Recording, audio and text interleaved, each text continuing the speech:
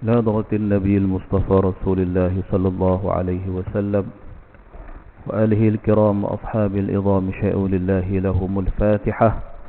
أعوذ بالله من الشيطان الرجيم. بسم الله الرحمن الرحيم.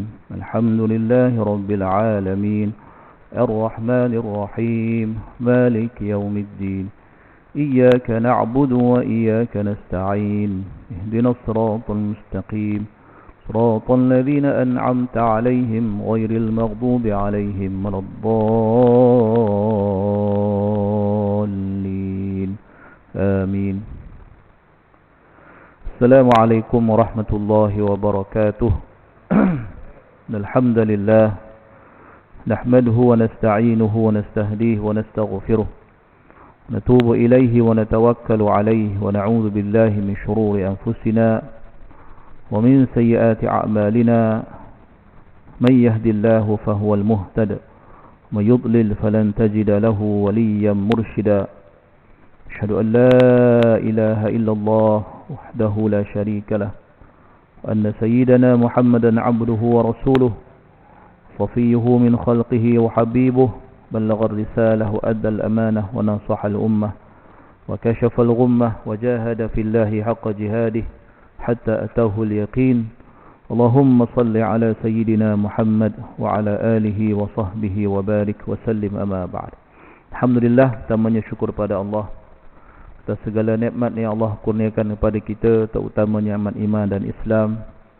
Dan marilah sama-sama kita bersyukur dengan mentaati segala perintah Allah, melaksanakan segala suruhannya dan menjauhi segala larangannya.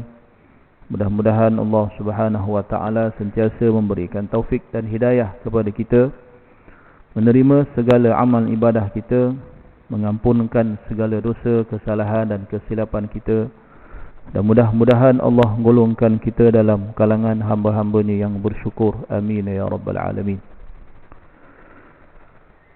InsyaAllah pada pagi ini saya mengambil kesempatan atas kuliah kita ini merupakan kuliah terakhir sebelum kita masuk ke bulan Ramadan, dan kitab yang telah kita baca bersama itu pun telah khatam, telah tamat. Maka sebelum kita cari kitab yang baru,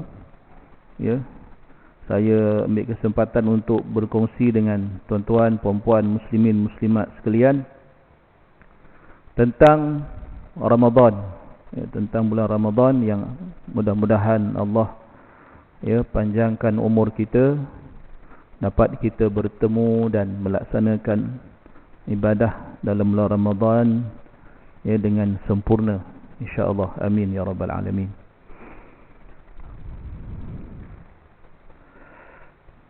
Pada pagi ini beberapa hadis yang ingin saya bacakan untuk kita lihat bagaimana Allah Subhanahu wa taala memberikan keistimewaan yang tersendiri yang diberikan kepada bulan Ramadan yang tak ada pada bulan-bulan yang lain.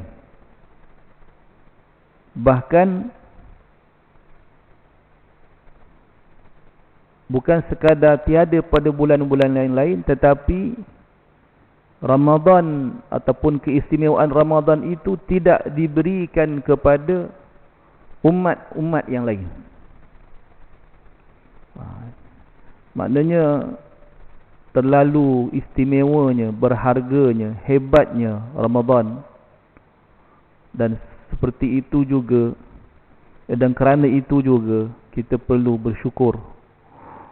Kita perlu mengucapkan rasa kesyukuran yang sangat mendalam kepada Allah Subhanahu wa taala, sempena dengan ataupun dengan kedatangan Ramadan yang tidak berapa lama lagi. Saya bawakan hadis Imam Ahmad daripada Abu Hurairah radhiyallahu anhu bahawa Rasulullah sallallahu alaihi wasallam bersabda, "U'tiyat ummati khamsu khisalin fi Ramadan lam yu'taha ummatan ghairuhum." Nabi kata, umatku diberikan 5 perkara yang belum pernah atau tidak pernah diberikan kepada umat-umat terdahulu ketika Ramadan. 5 perkara yang Nabi SAW kata umat lain tak dapat. Ya, hanya umatku sahaja. Hanya kita saja yang dapat nikmat ini, dan nikmat ini semuanya dalam bulan Ramadan. Apa kata Nabi? Khalufu famil shaimi atyabu 'indallahi min rihil misk. Yang pertama ialah bau mulut orang yang berpuasa itu lebih wangi daripada kasturi di sisi Allah Subhanahu wa taala. Kita kena faham dengan betul hadis ni. Maksud bau mulut orang berpuasa itu lebih wangi di sisi Allah. Bukan maksud dia memang wangi, dia memang busuk. Kan? Ada siapa puasa lama, bila kita puasa bau mulut dia wangi? Mana maunya semuanya busuk. Memang macam tu dia punya, dari segi saintifiknya macam tu. Dari segi biologi dia macam tu. Cumanya Allah nak menggambarkan Allah tak pandang pada busuk tu. Bahkan busuk itulah menjadi suatu yang wangi di sisi Allah, lebih wangi daripada kasturi. Itu sebenarnya. Maknanya macam mana puasa itu mendatangkan suatu yang tidak disenangi, iaitu bau mulut, yang tak selesa kita dengan bau itu. Mana Allah nak kata jangan kamu rasa begitu. Tak boleh kita rasa apa puasa ni mulut busuk. Tidak. Kerana kita melaksanakan suatu perintah Allah. Kita tinggalkan makan dan minum semata-mata kerana Allah. Semata-mata kerana tunduk kepada perintah Allah. Apa juga yang disebabkan oleh puasa, termasuklah bau mulut yang tak selesa kita dengannya, di sisi Allah itu ibarat wangian kasturi. Itu maksud dia. So kena faham tu. Jangan kita pergi pula kat muka kawan kita, kau nak bau kasturi bang? Itu cik gaduh nama dia. Kan? Cik gaduh. Ya. Yang kedua, وَتَسْتَغْفِرُ لَهُمُ الْمَلَائِكَةِ حَتَّى يُفْطِرْ. Ya. Yang kedua, para malaikat beristighfar untuk mereka sepanjang mereka berpuasa hinggalah mereka berbuka. Bayang tuan-tuan, malaikat istighfar, minta ampun pada Allah bagi pihak kita. Malaikat minta ampun bagi pihak kita. Agak-agak doa malaikat ni Allah Ta'ala berkenan ke tak? Pasti punya. Sebab malaikat makhluk Allah yang tak ada dosa, yang tak pernah melawan walaupun sedikit perintah Allah Subhanahu wa Ta'ala. Maka bila kita didoakan, bila manusia didoakan oleh malaikat, pasti Allah perkenankan. Dan bila malaikat mendoakan keampunan kepada orang yang berpuasa, kepada umat Rasulullah sallallahu alaihi wasallam yang berpuasa, pasti Allah akan ampunkan. Bayang tuan-tuan. Sepanjang kita berpuasa, daripada pukul berapa? Lebih kurang 12 hingga 14 jam kita puasa. Allah ampunkan dosa-dosa kita. Ini hebatnya Ramadan bagi kita. Yang ketiga, wa yuzayyinullahu kulla yawmin jannatah wa yaqul yushiku ibadi an yakufu anhumul mu'nata wal adha wa yasiru ilaik. Bermaksud dia, Allah Subhanahu wa Ta'ala, ni kelebihan yang ketiga, Allah Subhanahu wa Ta'ala memperindahkan syurganya pada setiap hari dan berfirman, hampir-hampir hamba-Ku yang saleh akan dicampakkan pelbagai kesukaran dan penderitaan, lalu kembali kepadamu. Maknanya apa tuan? Maknanya mereka sanggup bersusah payah di dunia demi kebahagiaan hidup di dunia dan di akhirat. Ya, bermaksud Allah Subhanahu wa taala mempersiapkan syurga seolah-olah Allah nak masukkan kita ke dalam syurga masa tu juga. Ya, kerana hebatnya, istimewanya Ramadan itu. Belum kiamat lagi kan. Tapi Allah dah siapkan syurga untuk hamba-hambanya yang berpuasa, untuk umat Nabi sallallahu alaihi wasallam yang berpuasa. Kerana apa? Sanggup bersusah payah, sanggup berlapar dahaga demi Allah. Ya. Demi Allah, kerana Allah. Ya, kerana patuh pada perintah Allah, sanggup berlapar, berdahaga dan sebagainya, maka semua itu akan mendatangkan kebahagiaan kepada kita di dunia dan di akhirat. Sebab tu tuan-tuan, kita tak boleh melihat bulan Ramadan ni sebagai bulan puasa saja. Masuk bulan puasa, betul kita kata bulan puasa sebab puasa itulah, ya, puasa itulah ibadah yang utama. Ya, puasa itulah ibadah yang utama dalam bulan Ramadan ini. Tapi kita kena ingat, ya, hari-hari dalam bulan puasa itu bukan siang sahaja. Dia siang dan malam. Ini banyak kita mungkin terlepas pandang. Ya. Dan ada dua ibadah, sebenarnya bukan satu. Ada dua, sekurang-kurangnya ada dua ibadah utama dalam bulan Ramadan.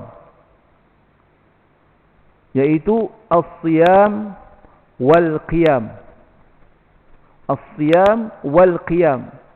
Dia tak boleh salah satu, dia mesti dua-dua. Dia mesti dua-dua. Siyam apa? Puasa.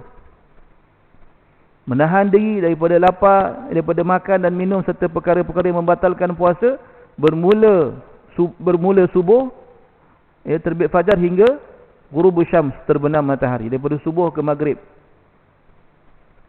Ya. Ini siyam. As-siyamu. Tadi saya baca ayat dalam sembahyang tadi kan, kutiba alaikumus siyam kama kutiba alal ladzina min qablikum. Difardukan kepada kamu berpuasa. Ya. Tapi jangan lupa, lepas maghrib itu kita berbuka, dan lepas maghrib, bermula maghrib sampailah ke subuh besoknya, semua ibadah sepanjang malam itu, sepanjang masa daripada maghrib sampai ke subuh itu dipanggil qiyam. Ini yang kadang-kadang orang kita, dia jaga siam, puasa tu dia jaga, tapi bab qiyam ni dia buat tak tahu. Nampak? Bila dia berbuka aja, habis berbuka aja dia cari rokok. Contoh. Rokok carinya. Bayangkan tuan-tuan. Penat puasa daripada subuh tadi sampai maghrib, tunduk pada perintah Allah, tunduk pada Nabi sallallahu alaihi wasallam, apa yang Allah dan Nabi suruh, tiba-tiba buka puasa, buat benda yang Allah murka. Macam. Fikir-fikirlah balik. Qiyam ni menghidupkan malam. Kemudian berbuka pula dengan cara yang berlebihan. Sampai pekat membazir, dah buat lagi dosa, membazir. Dosa tak membazir? Dia dosa ke tidak? Dosa lah. Wala tubazzir tabzira innal mubazzirina kanu ikhwana syayatin. Janganlah kamu membazir, kerana membazir itu, orang membazir itu adalah saudara syaitan. Lah, bulan puasa jadi saudara syaitan kita ni. Orang puasa jadi orang baik, dia bulan puasa jadi saudara-saudara syaitan. Bila tu? Hari pertama puasa. Parah. Ingat ni tuan-tuan, pesan pada anak-anak kita. Kalau pergi bazar tu tolong makan benda yang kita nak makan je. Ada 30 hari, 29 hari.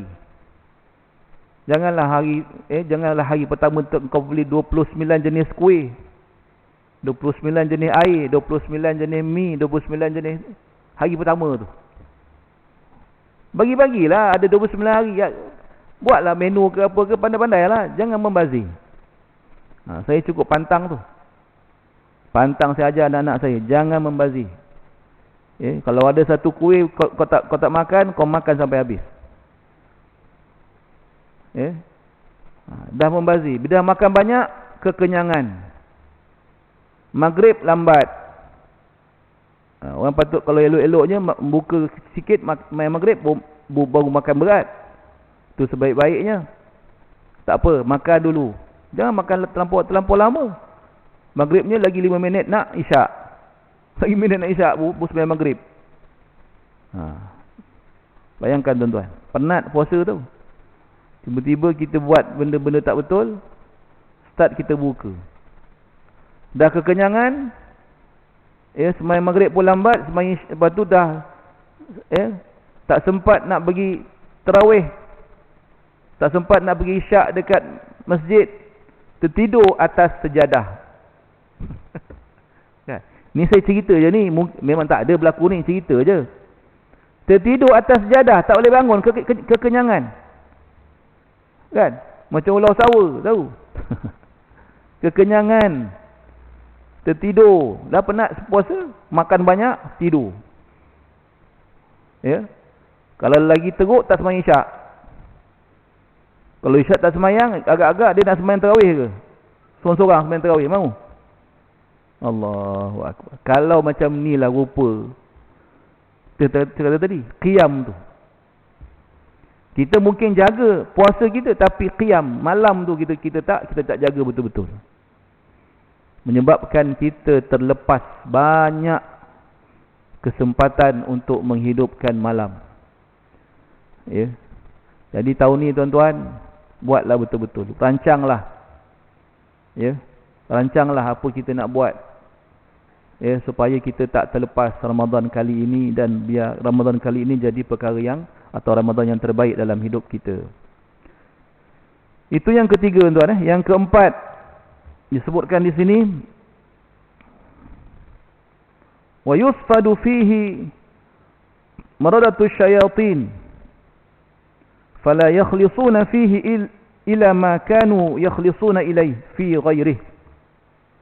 Bermaksud syaitan dibelenggu, tidak dibiarkan lepas seperti bulan lain selain Ramadan. Wa suffidati syayatin, terbelenggunya syaitan. Yang ini mungkin ramai yang tak, ataupun yang kurang faham. Sebab dia ada banyak hadis tuan-tuan. So hadis ni dia kata dibelenggu padanya maradatus syayatin. Dia syaitan ni dia ada banyak apa kategori. Ada banyak kategori. Berdasarkan hadis ini, yang dibelenggu ialah syaitan yang first class punya. Dia panggil al-maradah. Syaitan al-maradah. Maradah ni maknanya yang jusa ke atas lah. Senang faham, payah sangat aku nak bagi contoh. Jusa ke atas lah. Itu yang kena belenggu. Sebab itu bila ada orang pertikaikan, macam mana Nabi kata syaitan dia belenggu, tapi ada juga maksiat yang berlaku.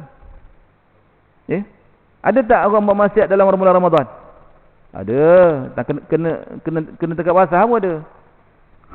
Kan?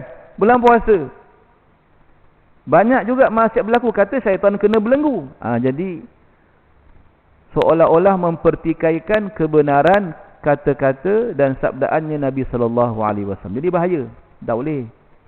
Jadi para ulama menjawab persoalan ini. Betulkah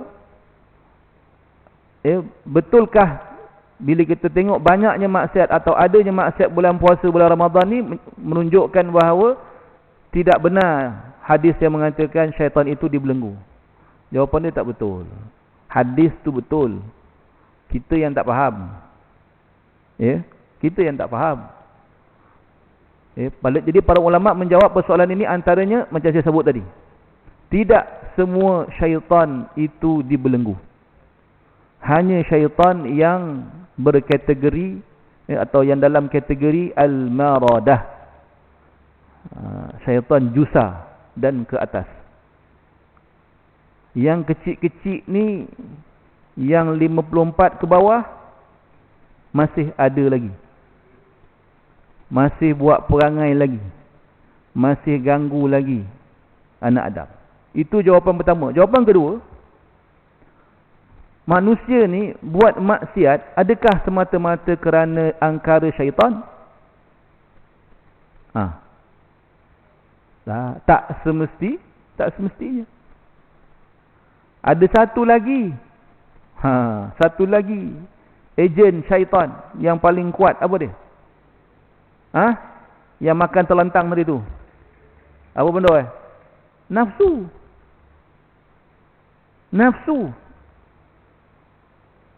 Ya, bukan syaitan aja yang bersalah, nafsu juga bersalah. Yang kedua, yang ketiga, nafsu tu pula kalau syaitan tak ada pun dia boleh buat jahat lagi. Sebab apa? Sebab dia dah dididik selama 11 bulan. 11 bulan dia dididik mengikut kehendak, ikutkan kehendak dia. Dia nak makan banyak, kita makan banyak. Dia nak itu. 11 bulan diikut. Ingat senang-senang ke? Ingat senang-senang ke dia nak letak jawatan? Kan? Itu maksudnya. Jadi itu antara jawapan-jawapan yang diberikan oleh para ulama, ya, tentang hadis yang saya sebutkan tadi. Ya. Cuma kesimpulannya apa? Maksudnya kesimpulan daripada apa kefahaman yang benar tentang hadis itu, tentang terbelenggu syaitan itu. Ya. Maknanya bulan puasa ini kecenderungan untuk melakukan maksiat itu, ya, kendur. Kecenderungan tu berkurang.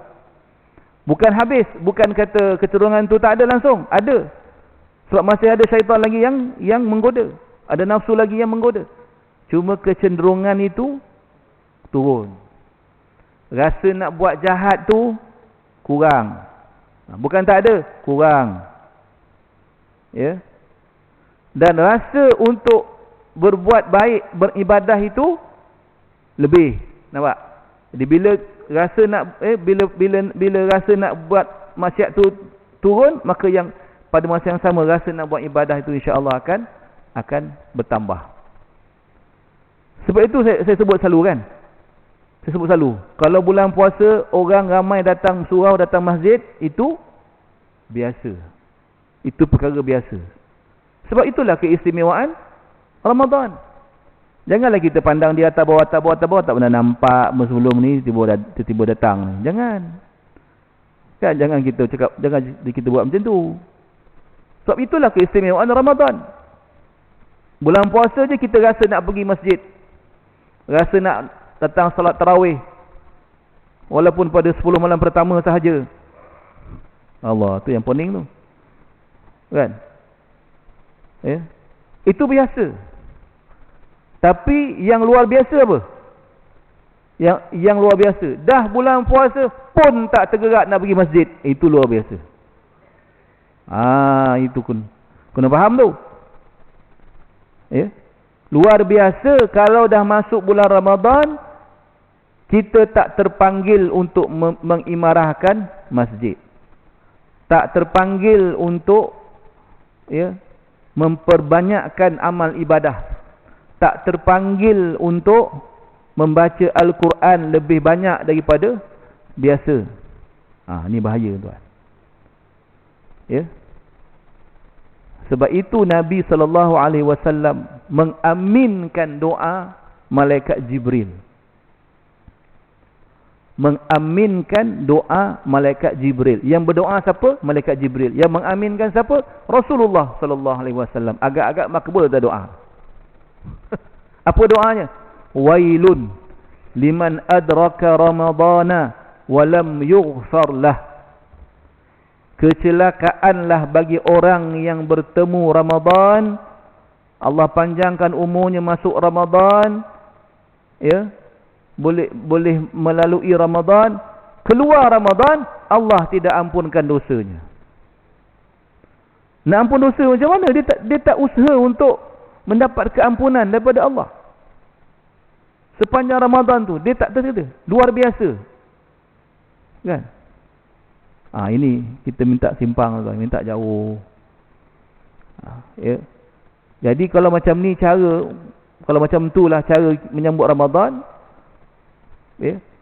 Ramadan tahun depan, Ramadan tahun lagi satu, berpuluh-puluh tahun berulang-ulang Ramadan Allah Ta'ala beri pada manusia, tidak memberi perubahan apa-apa. Ni tak nak ni. Sedangkan itulah yang kita mahukan, ya, peningkatan, ya, kemajuan dan peningkatan kita dalam hidup beragama, dalam hidup beribadah kepada Allah. Itu dia. Yang kelima, wa yughfaru lahum fi akhir lailatin fi. Mereka akan mendapat keampunan pada akhir malam. Ya. Mengenai anugerah yang kelima ini, sahabat bertanya kepada baginda, ya Rasulullah, apakah maksud pada akhir malam itu? Mana, ya, Nabi SAW kata, yang kelima, mereka akan mendapat keampunan pada akhir malam. Sahabat tanya, akhir malam itu apa? Adakah Lailatul Qadar? Ya. Apa kata Nabi SAW? Bukan. Maksud aku bukan Lailatul Qadar. Tetapi kata Nabi, walakinnal 'amila innama yuwaffa ajruhu idza qada 'amalah. Akan tetapi orang yang beramal itu akan dibayar upahnya apabila dia selesai melaksanakan pekerjaannya. Maknanya apa? Ya. Kita diampunkan Allah kalau kita betul-betul menghayati siam dan qiyam. Sebab Nabi kata di akhir malam. Mana akhir malam itu bila? Subuh. Waktu subuh itu keseluruhan pahala kita daripada sebelum tu Allah dah bagi keampunan. Selesai buat kerja, Allah bagi upah terus. Ya, itulah dia. 5 keistimewaan yang Allah Subhanahu wa taala berikan khusus kepada umat Nabi Muhammad sallallahu alaihi wasallam dalam bulan Ramadan. Ya. Sebab itu benda ni sangat-sangat penting, tuan-tuan. Sebab apa penting? Kerana Allah nak tengok kita berubah. Allah nak lihat kita menjadi hamba-Nya yang bertakwa. Kan tadi saya baca ayatnya kan? Kutiba alaikumus siyamu kama kutiba alal ladzina min qablikum la'allakum tattaqun. Mudah-mudahan kamu bertakwa. Maknanya ibadah kita sepanjang puasa ini akan mengubah diri kita menjadi orang yang bertakwa. Kan? Sebab itu kita kena semak ni. Benda ni saya sebut tiap-tiap tahun saya sebut biar kita ingat. Ya. Allah kata supaya kamu bertakwa. Bulan Ramadan ni nak tengok kita jadi orang bertakwa. Soalannya apa? Bertakwakah kita? Bertakwakah kita? Adakah kita bertakwa? Adakah kita berjaya mencapai matlamat Ramadan itu? Ini kita kena evaluate, kena self evaluation kata orang kampung. Muhasabah. Ya. Nak nilai diri kita balik. Saya ringkaskan sahaja. Kan, kalau tak ringkas pun orang tidur, tak ringkas pun nak tidur juga, tidurlah. Kan? Ada 4 perkara sekurang-kurangnya, saya kata sekurang-kurangnya sebab ada banyak ayat Quran yang bercerita pasal sifat orang bertakwa. Ya. 4 perkara ni kita kena semak. Ada ke tak ada? Ya. Ada sikit ke ada banyak? Atau tak ada langsung? Makin bertambah ke ada improvement ke, kata orang kampung kan? Ada kemajuan ke tak ada langsung? Ada progress ke tak ada? Ini empat perkara ni. Apa dia tuan-tuan? Allah sebut dalam ayat Quran. A'udzubillahi minasyaitonir rajim. Wasari'u ila maghfiratin min rabbikum wa jannatin arduha as-samawati wal ard uiddat lil muttaqin. Bersegeralah kamu kepada keampunan Allah dan syurganya yang seluas, selebar langit dan bumi. Allah sediakan syurga itu untuk orang yang bertakwa. Lepas itu Allah sebut siapa orang bertakwa. Ni dia. Alladzina yunfiquna fis sarra'i wad-dharra wal kadhimina al-ghaidha wal 'afina 'anil nas wallahu yuhibbul muhsinin. Walladzina idza fa'alu fahishatan aw zalamu anfusahum dzakarullaha fastaghfiru lidhunubihim wa may yaghfiru dhunuba illa Allah wa lam yusirru 'ala ma fa'alu wa hum ya'lamun. Ini 4. Kan panjang-panjang tu 4 ya. Baik, yang pertama apa?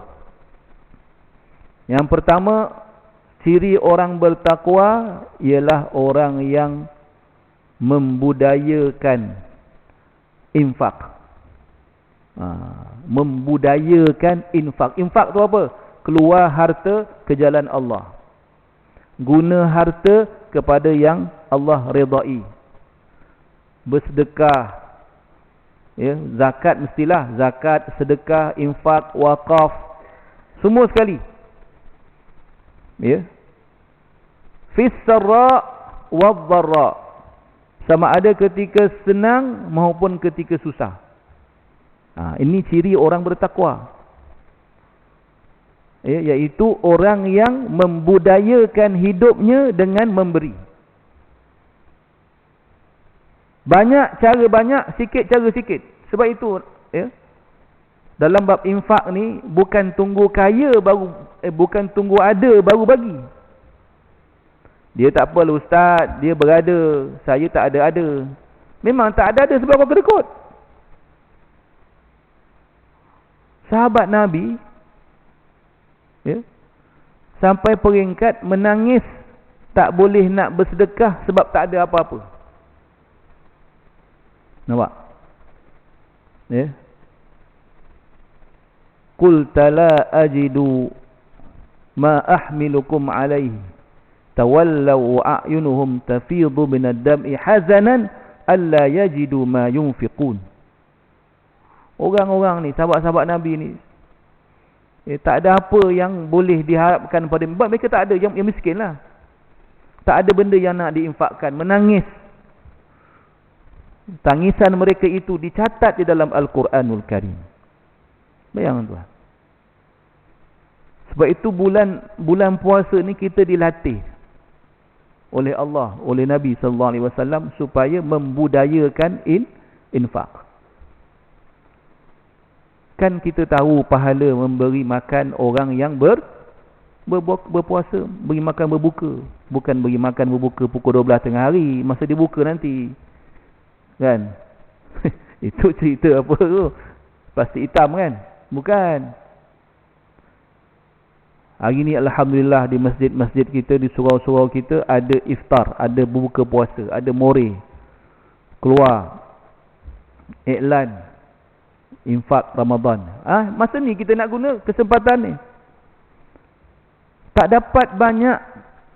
Tu kata, banyak cara banyak, sikit cara sikit, tapi jangan langsung tak infak.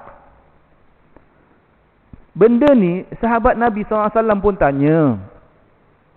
Bila Nabi kata kan, man fattara sa'iman, barang siapa memberi makan orang berbuka puasa, maka baginya falahu ajruhu, maka dia dapat pahala orang yang berpuasa itu,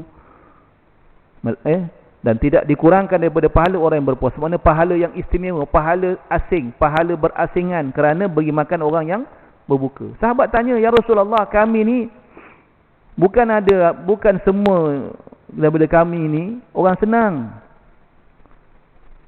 Kan? Sahabat-sahabat yang kaya okeylah, kami ni untuk kami sendiri pun tak ada. Untuk kami nak berbuka pun tak ada, bagi orang macam mana? Nabi kata walaupun dengan sebelah tamar. Bukan sebiji tamar, kurma. Separuh kurma, sejebis kurma. Kita bagi pada orang makan, dapat pahala. Kalau tak ada juga, seteguk susu, ambil susu, seteguk je, jangan banyak Aku ada ni je tu, seteguk je. Boleh, dapat pahala. Susu pun tak ada air je. Seteguk air pun dapat pahala. Dapat pahala dalam dimasukkan dalam hadis ni. Punyalah Allah nak latih kita supaya membudayakan infak ini.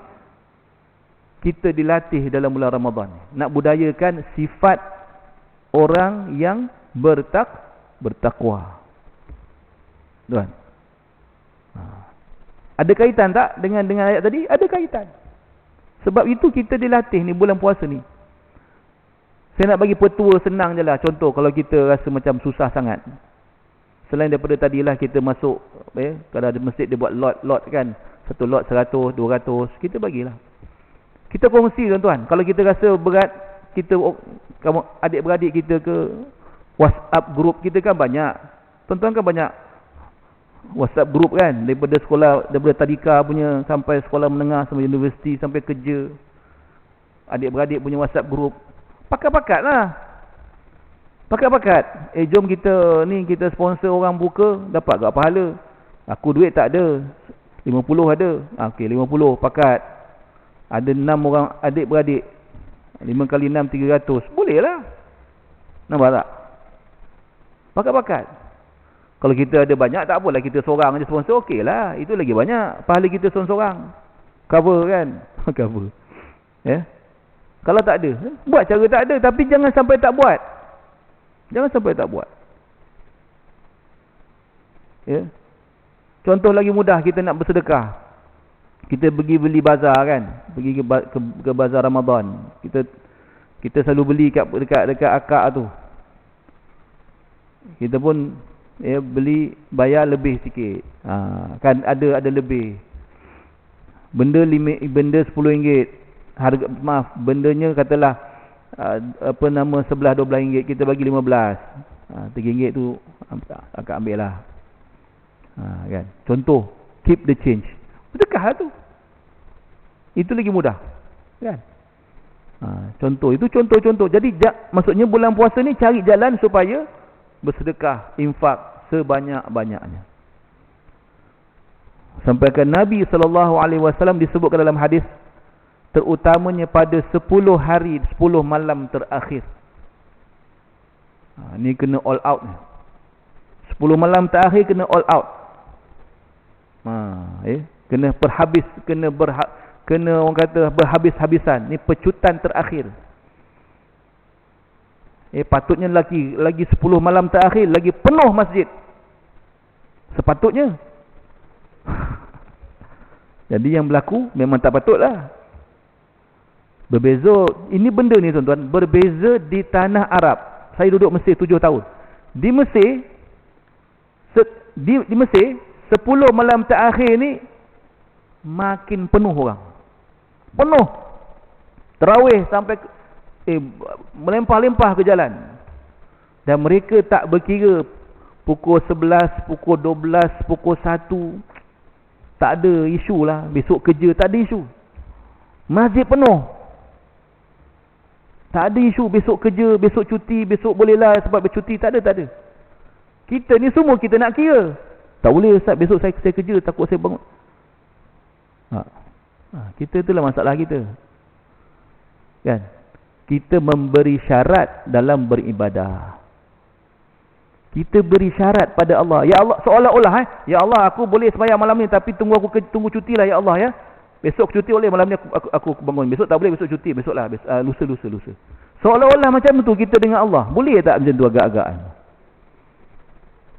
Kira kurang ajar tak kita dengan Allah Ta'ala tu? Minta maaf perkataan tu lah. Kurang ajar kita dengan Allah. Kurang ajar kita dengan Allah. Allah beri Ramadan, beri pahala, beri keampunan. Itu jawapan kita. Seolah-olah kita ni diperhambakan oleh kerja. Patut kerja tu kita hambakan dia. Dia berkhidmat untuk, bukan kita khidmat untuk dia. Sebab kerja ni alasan kerja ni dah jadi relevan untuk semua benda. Betul tak? Perasan tak? Lama tak nampak kerja. Kuliah tak datang semalam, kerja. Kenduri petang ni jangan lupa, kerja. Contoh bagilah apa benda pun. Kerja tu boleh jawab semua soalan. Perasan tak? Jadi siapa hamba, siapa tuan? Saya nak tanya. Kerja sudah jadi tuan pada kita. Silap-silap minta maaf jadi Tuhan pada kita. Na'udzubillah. Ini bahaya tuan. Saya tengok orang Arab ada setengah, bukan semua. 10 Ramadan hari ni dia ambil cuti. Dia ambil cuti tahunan. 10 ambil cuti. Siang malam dia di masjid iktikaf. Ini benda saya pun belum boleh buat lagi. Tapi ada yang dah buat. 10 hari cuti. Kita cuti juga, tapi pergi sibuk dengan nak beraya. Cuti Cuti lah ustaz. Cuti dah bos. Belak. Baju raya belum boleh lagi kita. Nak boleh apa? Ini antara faktor yang menyebabkan kita tidak menghargai 10 malam terakhir kerana kita sibuk nak berhari raya. Ini benda ni pasal saya tak tahulah bila nak berhenti benda ni. Lah jangan cakap bujung, sekarang dah bunyi lagu raya dah. Dah bunyi lagu raya dah tuan dalam TikTok lah. Jual baju raya, jual samping, jual baju Melayu dah hebat dah sekarang ni. Pada saya bagus juga sekarang ni. Ya. Tuan-tuan siap-siaplah beli baju anak-anak, beli baju kita, siap tempah. Saya dah siap dah. Jangan kacau bulan puasa ni. Tak apa. Kalau macam tu tak apa. Kita siapkan dulu awal-awal bulan puasa ni, baju maknya, baju anaknya, baju kita, baju kan. Siapkan semua. Jangan kacau bulan puasa, kita nak fokus. Itu tak apa. Itu bagus. Tuan. Maknanya apa tuan? Kita boleh merancang. Ya, Allah Ta'ala beri kita kesempatan untuk merancang. Itu je. Kalau kita tak rancang, memang tak ada lah. Kan? Orang yang gagal merancang, sebenarnya merancang untuk gagal. Gitulah. Kan? Dia tak rancang, gagal lah. Ya. Okey, itu yang pertama. Sikit lagi nak habis ni. Yang pertama, membudayakan infak, iaitu orang yang pemurah. Jadi orang yang pemurah. Yang kedua, wal kadhiminal ghaidh, orang yang penyabar. Apa maksud kadhiminal ghaidh? Orang yang menahan kemarahannya. Ini sifat orang bertakwa tuan. Sifat orang bertakwa ialah orang yang menahan kemarahannya, mampu menundukkan kemarahannya, iaitu orang yang penyabar. Bulan puasa ni kita dilatih tahu untuk jadi penyabar. Betul tak? Sampaikan Nabi kata, kalau ada orang yang mencercamu, mengutukmu, memaki hamunmu, katakan padanya, inni shaim, aku berpuasa. Tahan sabar. Jangan lopehkan kemarahan tu. Tahan sabar. Jangan kita balas balik maki hamun orang tu. Tahan sabar. Kan? Ini pantang silap sikit keluar, turun tingkap, tunjuk jari tengah kat orang. Eloklah berperangai tu. Maki hamun kan. Itu yang kedua, penyabar. Yang ketiga, wal afina 'anin nas, orang yang pemaaf. Pemaaf. Ya. Pertama pemurah, kedua penyabar, kedua penyabar, ketiga pemaaf. Maafkan semua salah orang pada kita. Ini bukan senang tapi kena buat, sebab Allah kata balasannya adalah syurga. Susah ustaz, saya boleh, I can forgive ustaz, tapi I cannot forget, kata dia. Boleh maaf tapi tak boleh lupa. Maafkan dan lupakan. barulah betul maaf. Bukan senang, termasuk saya lah. Bukan senang. Macam mana nak rasa senang? Kan? Macam mana kita rasa senang kita untuk maafkan orang? Bila kita bayangkan bahawa Allah membalas itu dengan syurga. Berbaloi tak kita maafkan orang dapat syurga? Baloi tak? Baloi ya. Daripada kita berdendam, tengok gambar dia pun, alah musibat betul. Kan? Bukan gambar, kereta dia lalu rumah nampak kereta dia. Sebab bukan senang tuan. Sebab tak senang itulah balasannya syurga. Jadi ni dia, kena didik. Bulan puasa ni bulan memaafkan orang. Maafkan orang. Ya macam tadi kan, orang ajak kita gaduh, orang cabar, orang provok kita, kata aku berpuasa. Aku maafkan kau. Dah habis kita. Ya. Itu yang ketiga. Yang keempat, orang yang pentaubat. Walladzina idza fa'alu fahishatan aw zalamu anfusahum dzakarullaha fastaghfaru lidhunubihim. Orang yang bila buat dosa, buat salah, cepat-cepat bertaubat kepada Allah. Ni 4 orang yang pentaubat. Tengok tuan-tuan 4 perkara ni, pemurah, penyabar, pemaaf, pentaubat. 3 daripada 4 ni semuanya dalam kerangka hubungan kita dengan manusia. Pemurah, penyabar, pemaaf. Dengan siapa? Manusia. Hablum minan nas. Hubungan kita dengan manusia. Maknanya apa? Akhlak. Mana teras kepada takwa itu adalah akhlak yang baik kepada manusia. Maknanya kita kena semak ni daripada bulan puasa, selama kita berpuasa Ramadan dah berapa puluh tahun sampai ke hari ni, bertambah pemaaf, bertambah pemurah tak kita? Bertambah tak penyabar kita? Bertambah tak pemaaf kita? Ni 3 benda. Ya. Ini kena renung. Kena renung elok-elok tuan. Dan yang keempat tadi, pentaubat tu kita dengan Allah. Adakah kita orang yang semakin sensitif terhadap dosa yang kita buat? Atau kita jenis orang buat dosa buat tak tahu je kan? Ini. Jadi 4 perkara ni tuan, tolong semak sebelum 1 Ramadan. Ya. Kalau masih ada kekurangan, confirm lah kan, mana ada orang yang sempurna. Mana yang kurang itu rancang untuk top up. Untuk top up Ramadan ni. Ya. Tulis. Ya, sifat pemurah. Kita nak buat apa di bulan puasa ni untuk menambahkan sifat pemurah kita. Penyabar kita. Ya, saya azam bulan puasa ni saya tak nak marah siapa-siapa. Kalau orang marah saya pun saya tak marah orang. Kan? Contoh, saya nak hindari perkara-perkara yang boleh menyebabkan saya marah. Contohnya. Ya. Jadi benda-benda tu kita sendiri renungkan balik. Insya-Allah. Dan mintalah pertolongan daripada Allah Subhanahu wa taala. Ya. Dan ingat, semua ibadah kita dalam bulan puasa tu, siyam dan qiyam tadi, mesti menyumbang ke arah 4 tadi. Ke arah menjadi orang yang pemurah, penyabar, pemaaf dan pentaubat.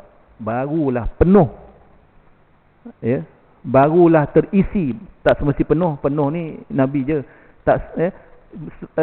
Terisi tujuan puasa itu. Sifat-sifat ciri-ciri orang bertakwa itu. Maka terlaksanalah ibadah puasa. Matlamatnya la'allakum tattaqun. Boleh tuan? Faham tak saya sampaikan ni? Allah bagi faham. Mudah-mudahan Allah bagi faham dan kita dapat taufik hidayah Allah untuk mengamalkannya insya-Allah taala. Jadi minta maaf tuan-tuan, ya. Sepanjang kita berkuliah bersama-sama ni mungkin ada terkasar bahasa berseluruh dan sebagainya, kan? Jadi kita sama-samalah bermaaf-maafan. Mudah-mudahan Ya, kita jumpa lagi lepas raya, bukan lepas puasa. Lepas raya dulu kan. Raya dulu baru boleh start kuliah tak? Puasa 6 dulu kan. InsyaAllah sama-sama kita ya hayati Ramadan kali ini menjadi Ramadan yang terbaik dalam hidup kita insyaAllah. Qul qawli hadha wa astaghfirullahal azim li wa lakum. Assalamualaikum warahmatullahi wabarakatuh. Bismillahirrahmanirrahim. Alhamdulillahirabbil alamin wassalatu wassalamu ala asyrafil mursalin sayyidina Muhammad wa ala alihi wa sahbihi ajma'in. Allahumma 'allimna ma yanfa'una wanfa'na bima 'allamtana wa zidna 'ilma. Allahumma shrah bil Qur'anil 'azim sudurana wa 'azim bihi ujurana wa hassin bihi akhlaqana wa wassi' bihi arzaqana wa nawwir bihi qulubana wa quburana ya Allah ya arhamar rahimin. Wafaqihna fid din وعلمنا التأويل واهدنا الصراط المستقيم صراط الذين أنعمت عليهم من النبيين والصديقين والشهداء الصالحين ربنا آتنا في الدنيا حسنة وفي الآخرة حسنة وقنا عذاب النار وصلى الله على سيدنا محمد وعلى آله وصحبه وبارك وسلم الحمد لله رب العالمين تقبل الله منكم سبحانك اللهم وبحمدك أشهد أن لا إله إلا أنت أستغفرك وأتوب إليك.